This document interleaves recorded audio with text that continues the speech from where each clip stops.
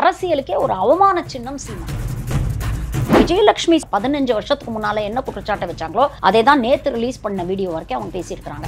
பொண்ணு விருப்பப்பட்டு தானே என் கூட வந்து படுத்துச்சு, அவ ஒரு பாலியல் தொழிலாளி தானே, காசு வாங்கிட்டு தானே என் கூட வந்து படுத்துட்டு போனா, இப்ப என்ன பெருசா கண்ணகி மாதிரி பேசுறா அப்படிங்கிற ரேஞ்சுக்கு நீங்க பேச. மனைவி என்கிட்ட சட்டையை பிடிச்சு கேட்டா, என்ன நம்ம கொல்லப்புறத்துல உனக்கு வேற பொண்ணேவா இல்ல, போய் இதை போய் பிடிச்சிருக்கிய. சீமான் அப்படிங்கிற ஒரு ஆளுமை தன்னுடைய வாழ்க்கையில் இருக்கக்கூடிய பெண்களை மதிக்கிறது இல்ல, தன்னோட வாழ்க்கையை பகிர்ந்துகிட்ட பெண்களையும் மதிக்கிறது இல்ல, தன்னோட கட்சியில இருக்கக்கூடிய பெண்களுக்கும் இவர் மரியாதை கொடுக்கும். என் தம்பிகளை விட்டு நான் 50,000 ரூபாய் போட சொன்னேன், யாருன்னே தெரியாத ஒருத்தருக்கு எதுக்கு நீங்க 50,000 ரூபாய் கொடுக்குறீங்க மாசம் மாசம்? கட்சியில இருக்கக்கூடிய பெண்களை நீ பிசுறு மசுறுன்னு திட்டுற, விசாரணைக்கு பயப்படுறாருங்க. காவல்துறை அதிகாரிகள் அராஜகமா நடந்துகிட்டாங்க அப்படிங்கிற கிழிச்சவங்களை கைது பண்ணிட்டு போறாங்க. இதுல என்ன போலீஸ் அராஜகம் இருக்கு? பெண்ணிய போராளிகள் கஸ்தூரி போன்றவர்கள் மத்த பெண்களுக்கு நீங்க அவ்வளவு தூரம் பொங்கி எழுந்து பேசுறீங்க. உங்க இண்டஸ்ட்ரியை சேர்ந்த பொண்ணு தானங்க இது, உங்களுக்கு என்ன தகுதி இருக்கு இதெல்லாம் பேசுறது? கஸ்தூரி அவர்களுடைய சீமான் அவர்களுடைய சப்போர்ட்டிங் ஸ்டாண்ட் அப்படிங்கிற அந்த நிலைப்பாடை வந்து நம்ம எப்படி எடுத்துக்கிறது? முதல்ல அந்த அம்மா பெண்களை முதல்ல மதிக்க சொல்லுங்க, அதுக்கப்புறம் பெண்ணையும் பேசலாம். பிள்ளைகளை எப்படி பாதிக்கும், குடும்பத்தை எப்படி பாதிக்கும் நீ நினைச்சிருந்தேன்னா இந்த கேஸை சீக்கிரம் முடிக்க முயற்சி பண்ணிருப்பேன். அதை விட்டுட்டு படைசூழ நீ வந்து போவியா போலீஸ் ஸ்டேஷனுக்கு விசாரணைக்கு? இதெல்லாம் உன் பிள்ளையோட மனசை வந்து பாதிக்காதா? 7 முறை கருவலைப்பு செய்ய பண்ணிருக்கேன். அருமையா வருது. நான் கிராமத்துல இருந்து வந்தவன், என்னால இப்படித்தான் பேச முடியும்னு சொல்லிட்டேங்க. இதுக்கு மேல என்னங்க பண்ண முடியும்? வணக்கம். இன்று நம்முடன் டாக்டர் ஷர்மிளா அவர்கள் இணைத்துள்ளார்கள். வணக்கம். வணக்கம் தோழர். சமீபமா சீமான் அவர்களுடைய இந்த வழக்கு அப்படிங்கிறது வந்து அரசியல்ல ஒரு மிகப்பெரிய பேசுபொருளா இருக்கு. இன்னைக்கு வந்து அப்டேட் மேல அப்டேட் விட்டுட்டு இருக்காங்க. இது வந்து வெறுமனே வந்து ஒரு பெண் அவங்களுடைய ஒரு பர்சனல் உரிமை போராட்டமா நம்ம எடுத்துக்கலாமா, இல்ல இது எப்படி நம்ம ஒரு கிரகிச்சுக்கிறது? விஜயலட்சுமி அவர்களுடைய பாயிண்ட் ஆஃப் வியூல இருந்து பாத்தீங்கன்னா, அவங்க ரொம்ப தெளிவா 2011 அவங்க என்ன கம்ப்ளைண்ட் கொடுத்தாங்களோ இன்னி வரைக்கும் அவங்களோட நிலப்பாடுல அவங்களுடைய குற்றச்சாட்டுல அவங்க மாறவே இல்லை. அவங்க என்ன சொல்றாங்க, என்ன கல்யாணம் பண்ணிக்கிறேன்னு சொல்லி என்ன நம்ப வச்சாரு, நம்ப வச்சு என்னோட உடல் உறவை வச்சுக்கிட்டாரு, என்னோட புருஷன் பொண்டாட்டியா நாங்க குடும்பம் நடத்தியிருக்கோம், இப்போ வந்து எனக்கு அந்த அங்கீகாரத்தையும் கொடுக்க மாட்டேங்கிறாரு, என்ன சப்போர்ட்டும் பண்ண மாட்டேங்கிறாரு அப்படிங்கிறது தான் அவங்களுடைய குற்றச்சாட்டா இருக்கு. அது மட்டும் இல்லாம என்னை பத்தி தவறாக பேசுறாங்க அப்படிங்கிற ஒரு விஷயத்தையும் அவங்க பதிவு பண்றாங்க. இந்த குற்றச்சாட்டுகள்ல இருந்து அவங்க நிலைப்பாடு என்னைக்குமே மாறல.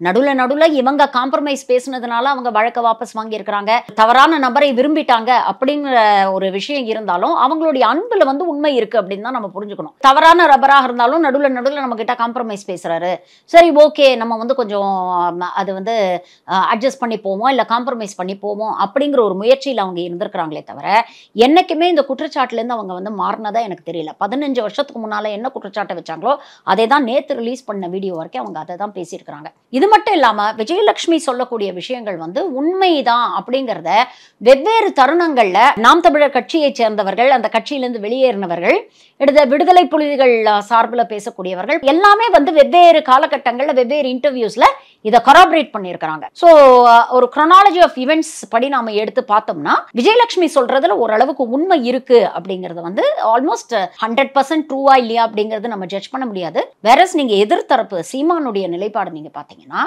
ஆரம்பத்துல 2011 இந்த கேஸ் வந்தோடனே என்ன சொன்னாரு, எனக்கு வந்து இந்த அம்மாவை யாருன்னே தெரியாது, எனக்கு வந்து படிக்கிறதுக்கும் படுக்கிறதுக்குமே நேரம் இல்லை, இந்த சிச்சுவேஷன்ல நான் எங்க டூயட்லாம் பாடுறது அப்படின்னு பேசினாரு. அதுக்கப்புறம் அவங்க வேணும்ட்டே என் மேல வந்து இந்த மாதிரி குற்றச்சாட்டுகள்லாம் வைக்கிறாங்க, என்னுடைய அரசியல் வளர்ச்சி அவங்களுக்கு பிடிக்கல, ஸோ அரசியல் பின்புலம் இருக்கு, ஏதோ ஒரு அரசியல் கட்சி வந்து இவங்களை தூண்டி விட்டு இது போன்ற குற்றச்சாட்டுகள் வைக்கிறாங்க அப்படின்னு அவங்க மேல குற்றச்சாட்டு சொன்னாரு. அப்புறம் நடுவுல இதற்கிடையில அந்த அம்மாவோட சமரசம் பண்ணலாம் முயற்சி பண்ணியிருக்கிறாரு. யாருன்னே தெரியாது அப்படின்னு சொன்ன ஒரு நபருக்கு 3 மாசம் 4 மாசம் என் தம்பிகளை விட்டு நான் 50,000 ரூபாய் போட சொன்னேன், 30,000 ரூபாய், யாருன்னே தெரியாத ஒருத்தருக்கு எதுக்கு நீங்க 50,000 ரூபாய் கொடுக்குறீங்க மாசம் மாசம்? அப்போ ஒவ்வொரு கட்டத்திலையும் பாருங்க எந்த அளவுக்கு ரெஸ்பான்சிபிளா பேசணும் அப்படிங்கறத பத்தி எல்லாம் கொஞ்சம் கூட கவலைப்படாம, ஏதோ நேத்து வயசுக்கு வந்த பொண்ணை குச்சி கட்டி வச்சிருக்கிற பொண்ணை தூக்கிட்டு போய் சோளக்காட்டுக்குள்ள நான் கற்பழிச்ச மாதிரி அப்படின்னு பேசுறாரு. கற்பு அப்படிங்கிற வார்த்தையே வந்து இன்னைக்கு ஒரு வழக்கத்துல இருந்து இந்த வார்த்தையை எடுக்கிறதுக்கு நம்ம எவ்வளவு போராடி இருக்கோம், எவ்வளவு முயற்சி பண்ணியிருக்கோம். பெண் உரிமை போராளிகள், பெரியார் போன்றவர்கள்லாம் வந்து எவ்வளவு காலங்காலமா இதை நம்ம கேள்வி கேட்டுட்டு இருக்கோம். அப்ப பெரியார் என்ன கேட்கிறாரு, கற்பு நெறி அப்படின்னு நீங்க பேசினீங்கன்னா அது 2 பேருக்கும் இருக்கணும்ல. பெண்களுக்கு மட்டும்தானா, அப்ப ஆண்களுக்கு கற்பு கிடையாதா அப்படிங்கிற ஒரு கேள்வியை கேட்கிறார். இப்ப இந்த கற்பழிக்கிறது இது போன்ற சொல்களை வந்து இந்த வழக்கத்திலிருந்தே ரிமூவ் பண்றதுக்கு எவ்வளவு வருஷங்கள் நம்ம போராடிதான் இன்னைக்கு பெண்களை வந்து நம்ம இவ்வளவு தூரம் கொண்டு வந்து வச்சிருக்கிறோம். அப்படிப்பட்ட ஒரு சமூகத்துல நீங்க ஒரே ஒரு பேட்டி மூலமா இது போன்ற சொற்களை வந்து கேஷுவலா யூஸ் பண்றதுனால எவ்வளவு பேருடைய உழைப்பை வந்து நீங்க நெகேட் பண்றீங்க, சிறுமைப்படுத்துறீங்க. இதை வந்து ஒரு நகைச்சுவை நினைச்சுக்கிட்டு நீங்க பேசக்கூடிய விஷயங்கள் எவ்வளவு வந்து நம்மளை பின்னோக்கி இழுத்துட்டு போகுது அப்படிங்கிற ஒரு கொஞ்சம் குறைஞ்சபட்சம் ஒரு சோஷியல் ரெஸ்பான்சிபிலிட்டி கூட இல்லாம நீங்க பேசுறது வந்து ரொம்ப கண்டிக்கத்தக்க வேண்டிய ஒரு விஷயம். இப்போ ஒரு கட்டத்துல எங்க வந்து நிக்கிறார் அப்படின்னு பாத்தீங்கன்னா, அந்த பொண்ணு விருப்பப்பட்டு தானே என் கூட வந்து படுத்துச்சு, அவ ஒரு பாலியல் தொழிலாளி தானே, காசு வாங்கிட்டு தானே என் கூட வந்து படுத்துட்டு போனா, இப்ப என்ன பெருசா கண்ணகி மாதிரி பேசுறா அப்படிங்கிற ரேஞ்சுக்கு இன்னைக்கு பேச ஆரம்பிச்சு. அப்போ சீமான் என்ற ஒரு நபர் தன்னை சுற்றி தன் வாழ்க்கையில் இருக்கக்கூடிய பெண்களுக்கே முதல்ல எவ்வளவு மதிப்பு கொடுத்திருக்காரு அப்படிங்கிறத பல்வேறு கட்டங்கள்ல நம்ம பார்த்திருக்கோம். ஒரு மேடையில சொல்றாரு, என்ன நான் அப்பா நான் தலை திட்டினா நீ எங்க அப்பா நான் தலை திட்டிட்டு போ அப்படின்னு ஒரு தலைவர் பேசுறாரு. அப்ப பெத்த தாய்க்கும் உனக்கு மரியாதை இல்லை. நீ விஜயலட்சுமிக்கு 50,000 ரூபாய் கொடுத்த அப்படின்னு சொல்ற காலகட்டத்துல உங்க அம்மா 100 நாள் வேலை திட்டத்துல ஒரு நாளைக்கு 180 ரூபாய் கூலிக்காக கஷ்டப்பட்டு இருந்தாங்க. அவ பெத்த தாயை ஒழுங்கா பாத்துக்கிறதுக்கு உனக்கு துப்பு இல்லை. உன் மனைவியை நீ அவமானப்படுத்துற. போன முறை விசாரணை என்று கூப்பிட்ட போது வலசரவாக்கம் போலீஸ் ஸ்டேஷன் வாசல்ல நின்னுகிட்டு உங்க மனைவி இதுக்கெல்லாம் எப்படி ரியாக்ட் பண்றாங்க அப்படின்னு கேட்ட ஒரு கேள்விக்கு அந்த அம்மாவை எம்பாரஸ் பண்ற மாதிரி ஒரு பதில் சொல்றாங்க. என் மனைவி என்கிட்ட ஒரே ஒரு விஷயம் தான் கேட்டா, என் சட்டையை பிடிச்சு கேட்டா, என்ன நம்ம கொல்லப்புறத்துல உனக்கு வேற பொண்ணேவா இல்ல, போய் இதை போய் பிடிச்சிருக்கிய அப்படின்னு. அப்போ அது அந்த பெண்ணையும் கயல்விழியும் அவமானப்படுத்துற ஒரு விஷயம் தானே. அப்போ உங்ககிட்ட வேலை செய்யக்கூடிய பெண்களை நீ என்ன கண்ணோட்டத்துல பாக்குற? உன் கட்சியில இருக்கக்கூடிய பெண்களை நீ பிசுறு மசுறுன்னு திட்டுற. ஓவரால் பாருங்க, சீமான் அப்படிங்கிற ஒரு ஆளுமை தன்னுடைய வாழ்க்கையில் இருக்கக்கூடிய பெண்களை மதிக்கிறது இல்ல, தன்னோட வாழ்க்கையை பகிர்ந்துகிட்ட பெண்களையும் மதிக்கிறது இல்ல, தன்னோட கட்சியில இருக்கக்கூடிய பெண்களுக்கும் இவர் மரியாதை கொடுக்கறது இல்ல. நாம் தமிழர் கட்சியில இருக்கக்கூடிய ஆண்கள் உங்க வீட்டுல பெண் பிள்ளைகள் இருந்தா கண்டிப்பா இந்த கேள்வியை வந்து நீங்க ஒவ்வொருத்தரும் உங்களை நீங்களே ஃபர்ஸ்ட் கேட்டுக்கணும். ஆனா நேத்து கூட கட்சியில இருந்து வெளியே வந்த காளியம்மாள் அவர்கள் சீமான் அவர்களுக்கு சப்போர்ட்டா தானே பேசுறாங்க. அதை தாங்க சொல்றேன், அந்த புரிதலே அவங்களுக்கு இல்லைல்ல. அப்ப நீங்க என்ன தமிழ் தேசியம் பேசுறீங்க? அப்ப ஏதோ ஒரு தேவைக்காக நீங்க இவ்வளவு நாள் பொறுத்துக்கிட்டு வாயை மூடிட்டு வேடிக்கை பார்த்துட்டு இருக்கீங்க. அப்ப அதுல உங்க சுயநலமும் இருக்குல்ல. ஒட்டு மொத்தமாக நாம் தமிழர் கட்சியினர் வைக்கக்கூடிய வாதம் என்னன்னா, இந்த விஷயத்தை பொறுத்தவரை இது வந்து அரசியல் பழிவாங்கும் நடவடிக்கைன்னு முடிச்சிடுறாங்க. அரசியல் பழிவாங்கும் நடவடிக்கைன்னா ஒரு 47% ஓட் பேங்க் இருக்கக்கூடிய ஒரு திமுகவுக்கு 8%. இப்போ இந்த தேர்தல் வந்துச்சுன்னா இவர் பெரியாரை பத்தி பேசுனதுக்கும் பெண்களை பத்தி பேசுனதுக்கும் இவருக்கு அந்த 8% கூட ஓட்டு வரதுக்கான வாய்ப்பு இல்லை. அப்படிப்பட்டவரை பழி வாங்கணும் அப்படிங்கிற ஒரு தேவை வந்து திமுகவுக்கு கிடையாது. நம்பர் 1. அப்படியே பழி வாங்கணும்னா அதற்கு ஒரு பெண்ணை தான் பயன்படுத்தணும் அப்படிங்கிற நிலைமைக்கு இருந்து அவங்க தரம் தாழ்ந்து போகல. சோ இதுல அரசியல் கணக்கு இருக்கிறதா எனக்கு தெரியல. நம்பர் 2, இதை யார் அரசியல் ஆக்குறா நீங்க யோசிச்சு பாருங்க. இப்போ 2011ஆம் ஆண்டு இந்த அம்மா போய் வழக்கு கொடுக்குறாங்க. உடனே நீ என்ன பண்ண? ஜெயலலிதா காலில் போய் விழுந்தீங்க. இலை மலர்ந்தால் ஈழம் மலரும், ஈழத்தாய் அப்படின்னு அவங்கள புகழ்ந்து பேசுனீங்க. அந்த காலகட்டத்தில் எப்படியோ நீங்க இந்த வழக்குல இருந்து தப்பிச்சிட்டீங்க. இந்த வழக்கை வந்து ப்ரொசீட் பண்ணாம பாத்துக்கிட்டீங்க. அடுத்தது என்ன பண்ணீங்க? சித்தப்புன்னு எடப்பாடி காலில் போய் விழுந்தீங்க. இந்த வழக்கு திரும்ப தோண்டி விசாரிங்கன்னு திமுக சொல்லிச்சா? இல்லையே. இந்த வழக்கை குவாஷ் பண்ணுங்கன்னு நீங்க கொடுக்குறீங்க பெட்டிஷன். அப்ப அந்த ஜட்ஜ் இளந்தரையன் அதை பார்த்துட்டு சொல்றாரு, இவ்வளவு தீவிரமான குற்றச்சாட்டுகளை இந்த பெண் வச்சிருக்காங்க, அந்த பெண்ணே வாபஸ் வாங்கணும்னு சொன்னாலும் இதை வந்து நம்ம அப்படி உதறி தள்ளிட முடியாது. இதுல விசாரணை தேவை. இவ்வளவு வருஷமா ஏன் இது கிடப்புல போட்டிருந்தது? இதை விசாரிக்கணும். உண்மையிலேயே இது அரசியல் காழ்ப்புணர்ச்சினால நடக்குது, நீங்க குற்றமற்றவர் அப்படின்னு இருந்தா சரி, 12 வாரத்துல விசாரிச்சு முடிச்சிட்டோம். 12 வாரத்துக்கு அப்புறம் யாரு சொன்னது உண்மை, யார் சொன்னது பொய் அப்படின்னு தெரிஞ்சிடும். தைரியமா ஏங்க உங்களால பேச முடிய மாட்டேங்குது? விசாரணைக்கு போறதுக்கு ஏங்க பயப்படுறீங்க? போன வாட்டி விசாரணை கூப்பிட்டோன்னையும் வாட்ஸ்அப்ல குறுஞ்செய்தி கொடுத்து உங்க கட்சிக்காரங்களெல்லாம் போலீஸ் ஸ்டேஷன் வாசல்ல கூட்டினீங்க. இதுதான் உங்க வீரம், இதுதான் மண்டியிடாத மானமா? இந்த தடவை என்ன சொன்னாரு? சேலத்திலயோ தர்மபுரியிலயோ எங்கேயோ உட்காந்துக்கிட்டு காலையில பேசுறாரு, என்ன நீ பெருசா சமன்ஸ் கொடுத்துட்டா நான் வந்துடணுமா, என்னாலாம் வர முடியாது அப்படின்னு பேசினாரு.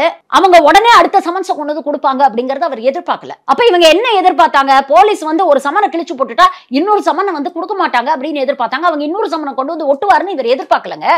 காலையில அவ்வளவு தூரம் பேசினவர், அவ்வளவு வாய்ஸ் வடால் விட்டவர், எதுக்கு சாயங்காலம் பாலை சுருட்டிட்டு எதுக்கு வந்து போலீஸ் ஸ்டேஷனுக்கு விசாரணைக்கு வந்தீங்க? விசாரணைக்கு பயப்படுறாருங்க அவரு. காவல்துறை அதிகாரிகள் அராஜகமா நடந்துகிட்டாங்க அப்படிங்கிற ஒரு சமனை போய் ஒட்டுறாங்க. உண்மையிலேயே நீங்க வீட்டுல இருக்கீங்க, ஒரு காவலாளி வெளியில இருக்கிறாரு, போலீஸ் வந்திருக்காங்கன்னா எதுக்கு வந்திருக்காங்கன்னு கேட்க மாட்டாங்களா? அப்ப சமன்ஸ் இருக்கு அப்படின்னு சொன்னா அந்த அம்மா உள்ளதானே இருந்தது கயல்விழி, நீங்க ஒரு வக்கீல் தானே, நீங்க வந்து அந்த சமன்ஸை வாங்கியிருக்கலாமா? என்ன பயம் உங்களுக்கு அந்த சமன்ஸை வாங்குறதுல? எதுக்கு அதை அவாய்ட் பண்றீங்க? அப்ப நீங்க அவாய்ட் பண்ணதுனால அவன் ஒட்டிட்டு போறான். ஒட்டிட்டு அவன் போற 2வது நிமிஷம் நீங்க அதை கிழிக்கிறீங்க. கேட்டா படிச்சதுக்கு கிழிக்கிறேன் பொய் சொல்றீங்க. அவன் கிழிச்ச லட்சணத்தை பார்த்தாலே தெரிஞ்சது இல்ல. அப்ப திரும்பியும் வந்து ஒரு சமன்ஸை ஒட்டிட்டு போறாங்க, கிழிச்சவங்களை கைது பண்ணிட்டு போறாங்க. இதுல என்ன போலீஸ் அராஜகம் இருக்கு? இவருடைய பயம் என்னன்னு சொல்லட்டுமா? ரொம்ப தெளிவா, பிரஸ் மீட்னா ஒரு 4 பொம்பளைங்களை சுத்தி வச்சுக்கிட்டு அப்படியே எதுகை முனையா எதை வேணாலும் பேசிட்டு சிரிச்சிட்டு சமாளிச்சுட்டு போயிடலாம். அது ஒரு நாள் செய்தியா போயிட்டு கடந்து போயிடும்.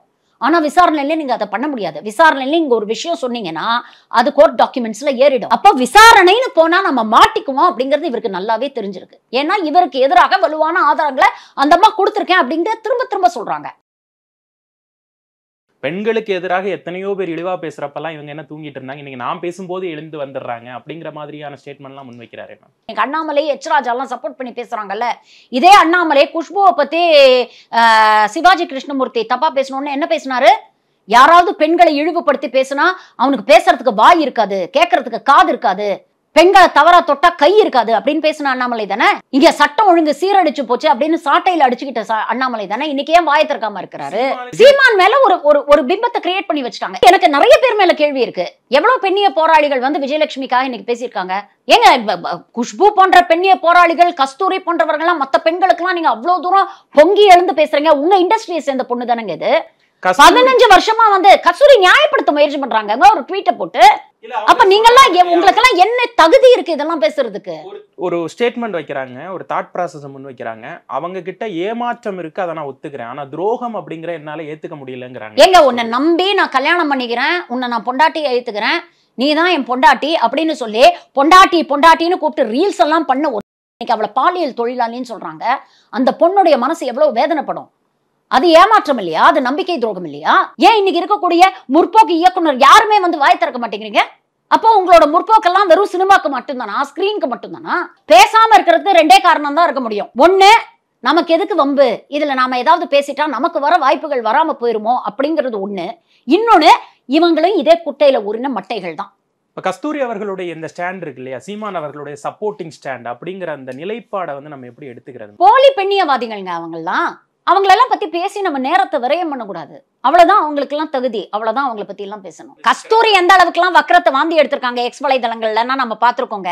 எம்ஜிஆர் கூட நடிச்ச லதாமாவை பத்தி எவ்வளவு கேவலமா எழுதுனாங்க, திருநங்கைகளை பத்தி எவ்வளவு கேவலமா பதிவுகள் போட்டாங்க, இதெல்லாம் நம்ம பாத்துருக்கோம். கஸ்தூரியோட வரலாறு என்னன்றது நம்ம தெரியும்.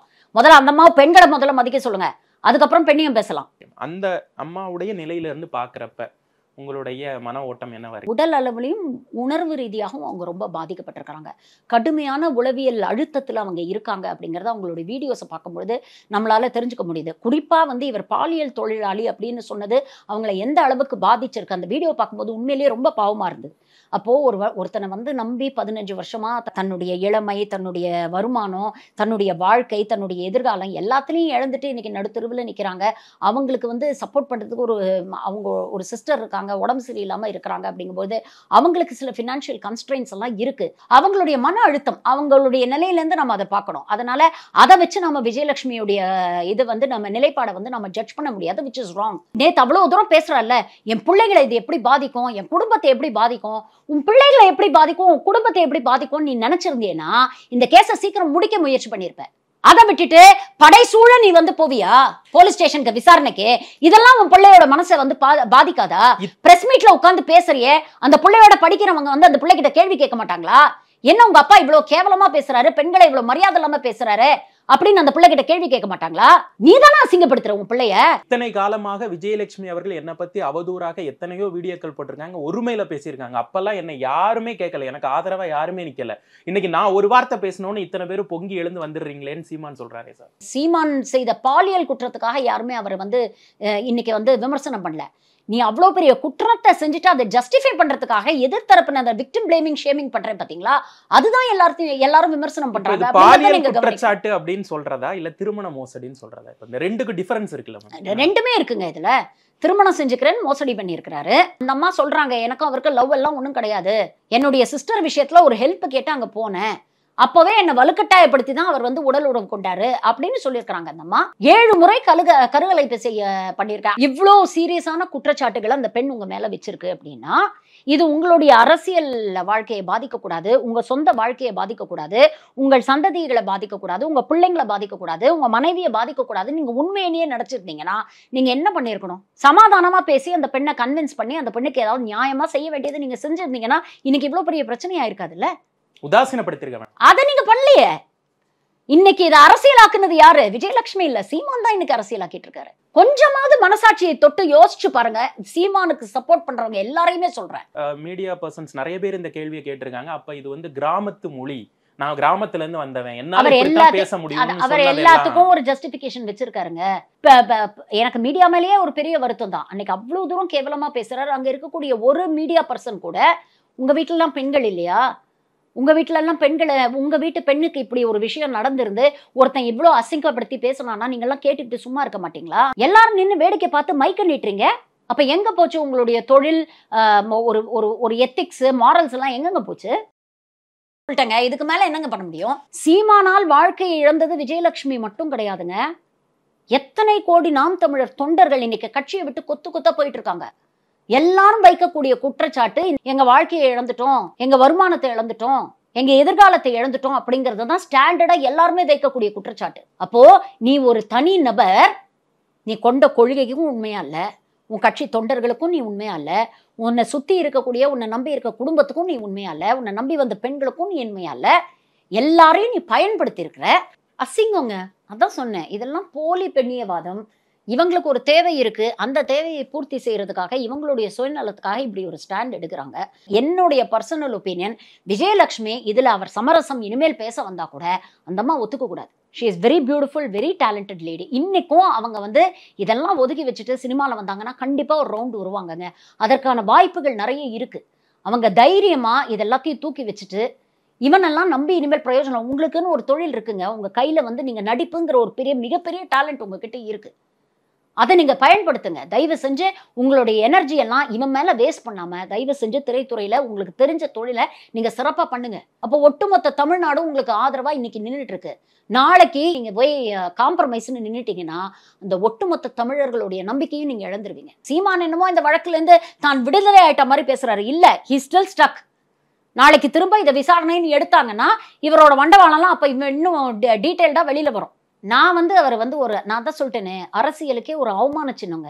ஏன்னா எவ்வளவு பேர் ஏமாந்த உங்களுடைய முன் தலைமுறைகள்லாம் எத்தனையோ பேர் வந்து இவனை நம்பி ஏமாந்து வெளியில வந்திருக்காங்க. அவங்க கிட்ட போய் கேளுங்க, அப்படியாவது புத்தி வருதா பார்ப்போம். இல்ல பட்டும் நான் திருந்த மாட்டேன், அங்கேதான் இருப்பேன், அந்த சாக்கடையிலே தான் நான் உழண்டுட்டு இருப்பேன் அப்படின்னா அவங்களை காப்பாற்றவே முடியும். ஒட்டுமொத்தமாக சீமான் அவர்களுடைய இந்த நடவடிக்கைகள், பேச்சுகள் இதெல்லாம் நீங்க மனசுல வச்சு நாம் தமிழர் கட்சியில் இருக்கக்கூடிய பெண்களுக்கும், இப்ப பெண்ணியவாதிகள் நிறைய பேர் இருப்பாங்க, அவங்க சிலர் அமைதி காத்துட்டு இருக்காங்க, அவங்களுக்கு எல்லாம் சொல்லக்கூடிய விஷயம் என்ன? பெண்ணியவாதிகள் செலக்டிவா போராடுறீங்க, தயவு செஞ்சு எல்லாருக்கும் குரல் கொடுங்க, யாரா இருந்தாலும் குரல் கொடுங்க. நாளைக்கு நாம் தமிழ்ல இருக்கக்கூடிய தம்பிகள் என்ன நினைப்பாங்க? இப்படிதான் ஒரு பொண்ணை ஏமாத்திட்டு நம்ம தலைவர் பேசுற மாதிரி நம்ம என்ன வேணா பேசிடலாம், இதெல்லாம் வந்து கடந்து போயிருவாங்க, அந்த பெண்ணை பாலியல் தொழிலாளின்னு சொல்லி அசிங்கப்படுத்திட்டா போதும் அப்படின்னு நினைப்பாங்க. இன்னைக்கு பெண்களுடைய பிரைவசியை வந்து அது வந்து டிஸ்ட்ராய் பண்ணுது, அதை நம்ம பண்ணக்கூடாதுன்னு நம்ம பேசிக்கிட்டு இருக்கோம். கல்யாணமே ஆயிருந்தாலும் ஒரு பெண்ணுடைய பர்மிஷன் இல்லாம தொடக்கூடாது, மெரைட்டல் ரேப்பை பத்தி நம்ம பேசிக்கிட்டு இருக்கோம். இருந்தாலும் அவளுடைய பர்மிஷன் இல்லாம அவளை தொடக்கூடாதுன்னு நம்ம பேசிக்கிட்டு இருக்கோம். அந்த அளவுக்கு நம்ம வந்து பெண்கள் சமுதாயத்தை முன்னேறி கொண்டு வரணும்னு நினைச்சிட்டு இருக்கும்போது நம்ம 20 ஸ்டெப்ஸ் எடுத்து வச்சா அவங்க ஒரு 15 ஸ்டெப் நம்மளை பின்னோக்கி இழுத்துறாங்கல்ல இவங்களுடைய irresponsible ஸ்டேட்மெண்ட்ஸால. That is very wrong. அதை நம்ம கண்டிக்கணும். அதை எல்லாரும் கண்டிக்கலாங்க. அதுக்கு நீங்க பெண்ணிய போராளியா இருக்கணும்னு இல்ல, உங்களுக்கு வீட்டுல ஒரு பெண் இருந்தாலே நீங்க அதை கண்டிக்கலாம். நீங்க பெண்ணா இருந்தா கூட அதை கண்டிக்கலாம். அரசன் எவ்வழியோ பின்னால இருக்கக்கூடிய அவங்களும் அவ்வழின்னு அதான் நடந்துட்டு இருக்கீங்க. இங்க வந்து உண்மையிலேயே கேள்வி கேட்கணும்னா எத்தனையோ பேர் கேள்வி கேட்டிருக்காங்க, கேள்வி கேட்டும் இங்க பதில் கிடைக்க மாட்டேங்குது, இல்ல இங்க சரியாக மாட்டேங்குதுனால தானே கட்சியை விட்டு வெளியேறி இருக்காங்க. அரசியலுக்கே ஒரு அவமான சின்னம் சீமா. நிறைய விஷயங்கள் பகிர்ந்துக்கிட்டீங்க மேம். உங்களுடைய கருத்திற்கு ரொம்ப நன்றி. தேங்க்யூ.